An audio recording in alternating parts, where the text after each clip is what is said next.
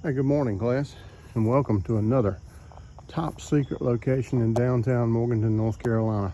The site of another electrical service change from a 100 to a 200 amp service, in this case for the express purpose of the homeowner installing a new heat pump system.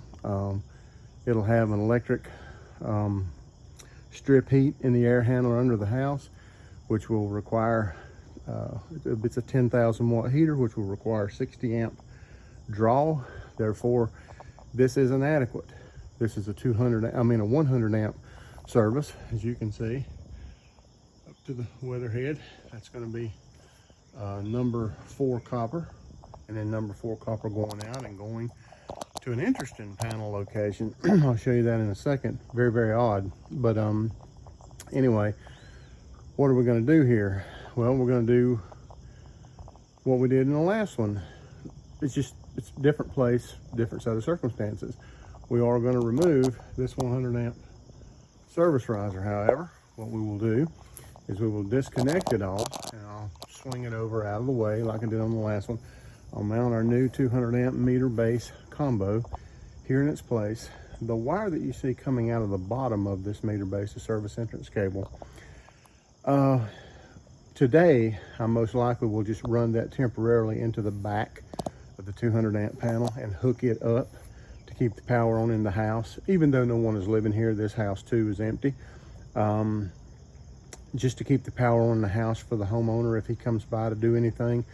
But ultimately, what's going to happen here is that's going to be removed completely, and the panel, which is an old fuse panel under the house in the crawl space, believe it or not, will be removed. I'm not going to remove it physically. I'm going to take the guts out of it, remove the fuse holders and all that stuff out of it. I'm going to use it for a junction box, and I will run new wiring from this panel, the new panel out here under the crawl space, and splice it out in that box. And then all the wiring will be protected by breakers instead of fuses, and they will all be located outside the house.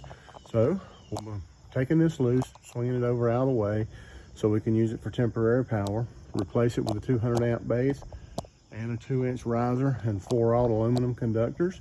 We're also going to have to drive 2 ground rods here, and it looks to me like this house has actually the ground wire is going in here, which tells me that it's probably grounded to an old water pipe. Now, if the water piping has been changed out to plastic, then that's useless. We don't have to reattach it.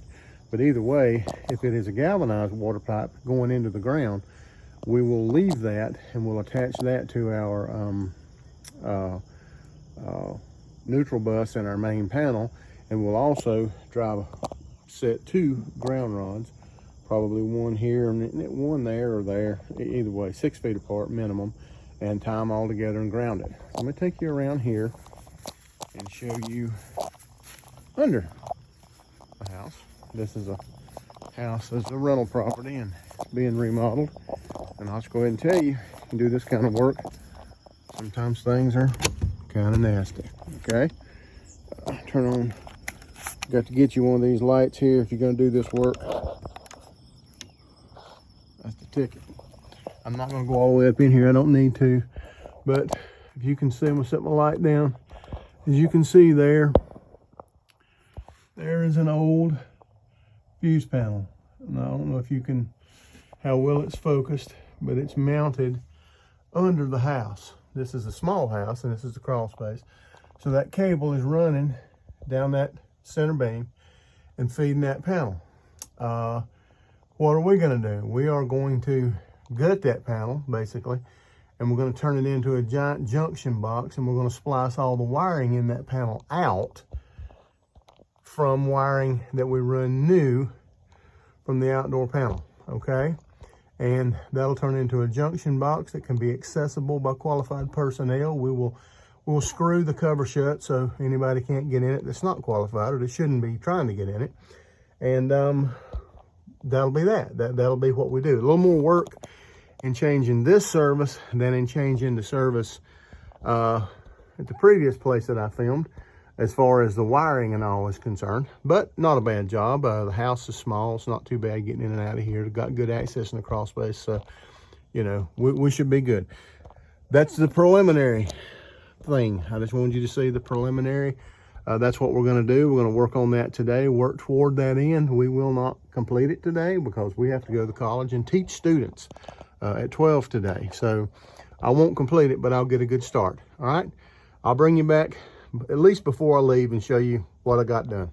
Adios.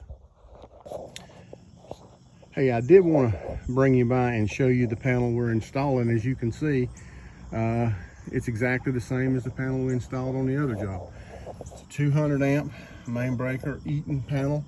This is a 8/16 circuit panel, meaning right here, 1, 2, 3, 4, 5, 6, 7, 8 1-inch breakers, or combination of 2-pole and single-pole breakers. Or if you use tandem breakers, you can get 16 spaces out of this. Now let me see if I can find a tandem breaker for you and show it to you.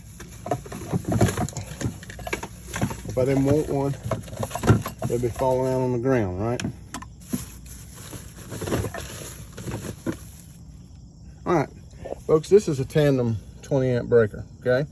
And as you can see, this tandem breaker, and they're designed funny. They got that split stab. If you don't have that, it won't fit. So, but basically it snaps in here in the same place as a regular 1-inch breaker, just like that. But it provides you with 2 single pole breakers in the space of 1. So that this is becoming a common way to wire.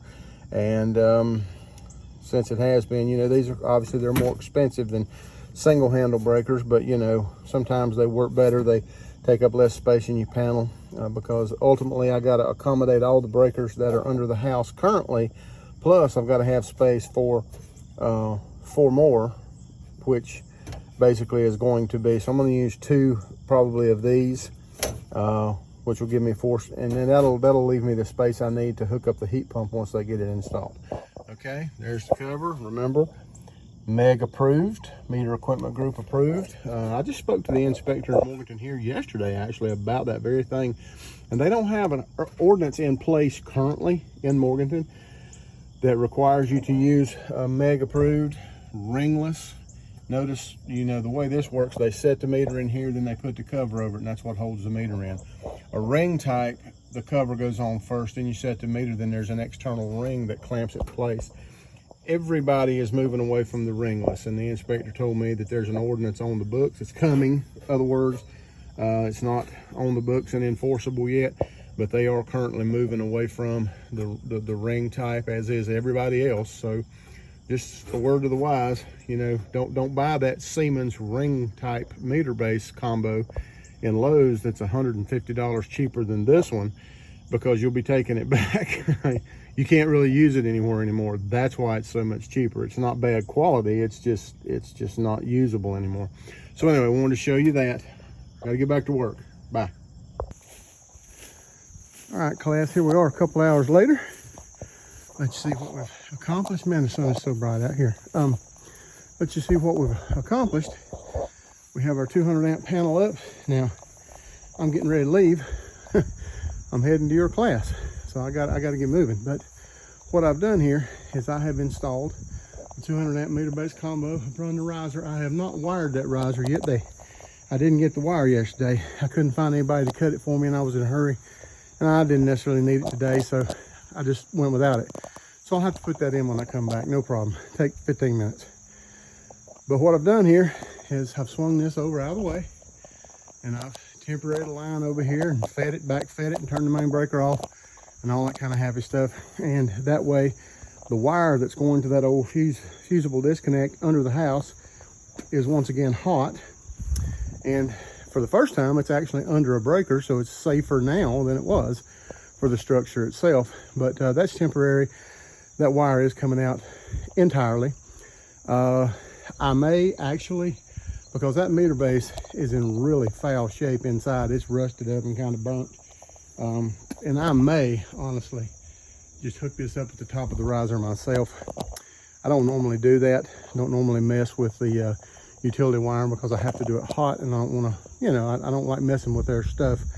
But in some cases, And in this case, I think I may, just simply because that meter base is in such bad shape.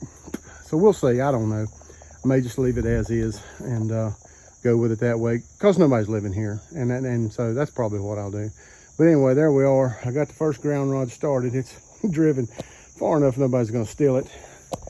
Got the wire. Remember, that ground electrode conductor goes all the way up into the utility section, comes out, hits the bond bridge. And I've attached the telephone interface to the bond bridge. Probably also attach the cable interface or whatever, but it's there. And once I get the ground rods in, you know, I'll connect to them. So that's what we have. It took me, you know, I don't know, hour and 45 minutes, maybe 2 hours tops to unload, do what I did and clean it all back up. So the wire goes through the back of the panel, so you can't see it. A nice, neat job. Anyway, that's where we got to. And when I come back and do some more work, we'll try to film a little more of it. Adios.